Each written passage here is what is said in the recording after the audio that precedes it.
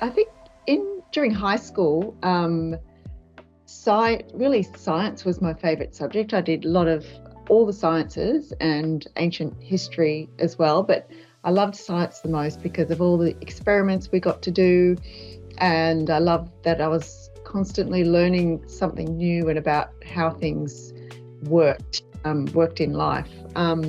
I had planned to do some kind of science degree at university, but I remember my father saying, you should do a degree in IT, and he was saying computers are the way of the future. And we didn't have a computer at home, and I'd never done anything with technology at school. I wasn't really interested in it at that time, but I wanted to make sure that I studied something that would be relevant in the future. I went to, I guess, more of a regional university, and we didn't live in the city, and they were offering a Women in IT scholarship, and effectively they paid for my university degree, so that kind of made the choice easy. There were only 2 women studying IT in my year at university. It was quite a small university, and it did take me a while to find something within IT that I loved. It was all just very mathematical and very, very technical. But once I'd finished university, I moved into my first job, which was in data and business intelligence. And I really, really loved that. Again, it was about, asking questions of data, finding things out. There's, so many weird and wonderful things that pop up when you're coding with data and building reports and things. What has motivated me to stay in technology, I guess, is that it's such an ingrained part of human existence now. Even just, in the 23, 25 years that I've been in technology, what you can do in this IT field is really limitless. Whatever your passion is in terms of subject area, technology seems to be a part of it, and I really love that there's so much opportunity.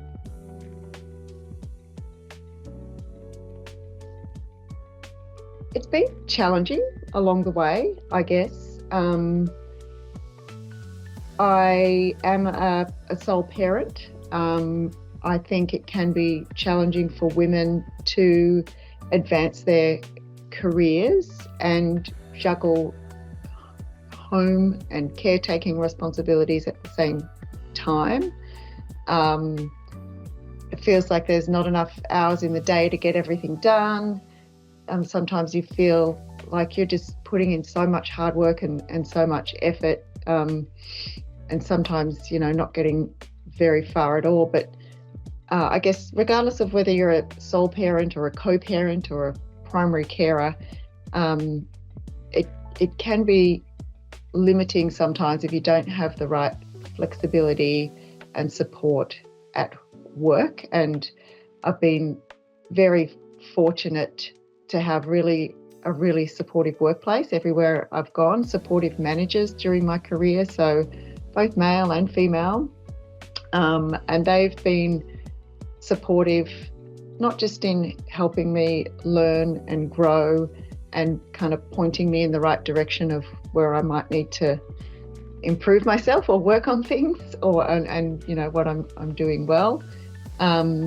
But it is important that you, I think, choose to work in an organisation that has a culture that fits in with your goals and needs.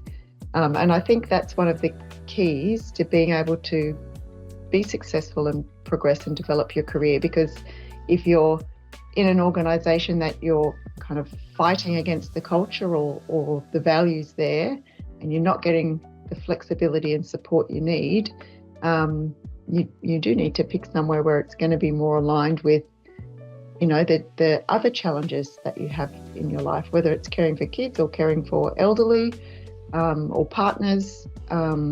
You've got to be in an organisation that's going to work with you and support you to keep growing and progressing your career. It's tough. You don't always get it right. I always need more sleep, and yeah, I do struggle maintaining a work-life balance, but I do have some key or core personal activities that I make sure I put time aside for that are important for me. I love to go to the gym. I love to lift heavy weights. So I make sure that I do have to get up very early in the morning to fit that in, but that's an important part of me, not just keeping physically healthy, but I find it kind of like a mental zen zone as well, to just breathe, do my breathing, lift some weights. I feel it makes me feel really good. I love scuba diving. Those of you who know Simon Lawrence and some of the guys there, scuba diving with friends, we like to go and see what's in our beautiful waters around where we live. Spending time with my family, of course, and my loved ones, and I love traveling, which was one of the reasons why I wanted to work at Virgin. To get the balance, I don't think I set aside what specific, I guess, time blocks, although that sounds like a really amazing idea. I might have a think about that, because I try and cram in as much as I possibly can every day. When I do sometimes exhaust myself from working late at night, not because I have to, but I do love my job. But when that starts to happen, I know it's time to take a bit of a break from the computer and spend some more time connecting with my family. It's difficult. You probably heard the saying, you can't have your cake and eat it too. I read this book. I can't remember who it's from. I should have looked it up before I came on, but it was from an author, a lady. She came to our work one day when I was a little bit younger, and she'd written a book that said, you can have your cake and eat it too. And I read it and I thought, yeah, okay, all right, you can do this. You just got to be a little bit more sensible. Make sure you know what those activities are that, anchor you back and give you the energy. Being a job that you love or doing work that you love, I guess, makes it easier to find a balance too. It's hard in technology, firstly. I think, again, it's important that things are anchored back, or you're in an organisation that has diversity and inclusion as part of its core values, because then that's kind of setting the tone for what's expected at every level of the organisation, and the organisation will then support you in initiatives that you may need to undertake to make sure that you're targeting a more even balance. I think at VA we're very fortunate to have leaders in IT that understand the importance of having a diverse and inclusive culture for decision making, but also for creating a space where everyone can feel comfortable to be themselves. Sometimes we have to put in targeted actions to make sure that we're doing the best we can to, either encourage more diversity into the team in terms of, opening the funnel more, making sure that we're looking in other places and taking, actions or putting effort in to finding those people. For example, in the architecture team, I've been in architecture for a long time, it's been very challenging to hire or find a female. Not many apply for the jobs in the first place. So even if you have, say, 100 applications, there might be zero female, or you'll get a lot of, not to be offensive, but middle-aged or older white men. So it can be hard to find the people that you're looking for.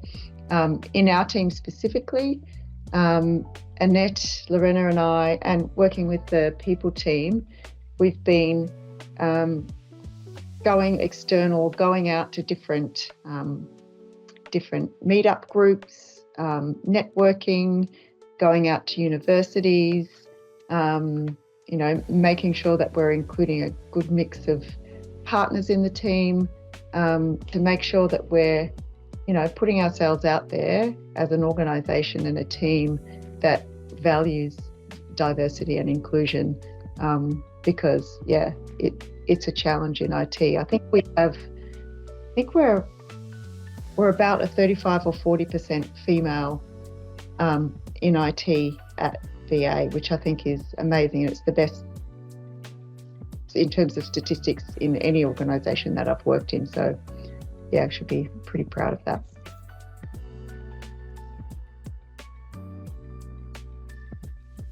Happiness. Well, I really love coming into the office because I love being around people. I love just having the opportunity to walk past and say hi. I love people's smiles. Sujit, you have a beautiful smile, and every time we walk past each other and say hello, that brings those moments and small connections that you have with people during the day. That kind of stuff makes me happy. I'm also a big fan of bringing a little bit of humour and laughter into each day, and I try and do that with my teams as well. Sometimes it's hard to make sure I don't offend anyone, but I think, over time people have gotten used to me. Personally, I think it's important at work for me to keep learning. I love always learning new things. I need to always have something on that is challenging me a little bit. Although, like I said before, sometimes I do work myself too hard and have to put the brakes on. But humour and people connections really make me happy at work.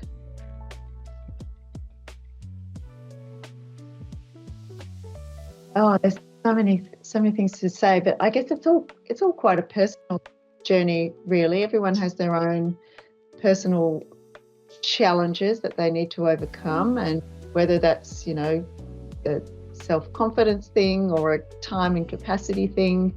I'm going to say my key messages would be about learning, keep asking lots of questions, build your networks, so connect with other people, talk to people about how they're solving their problems. You might find similar problems could have a similar solution that you could adopt into your space.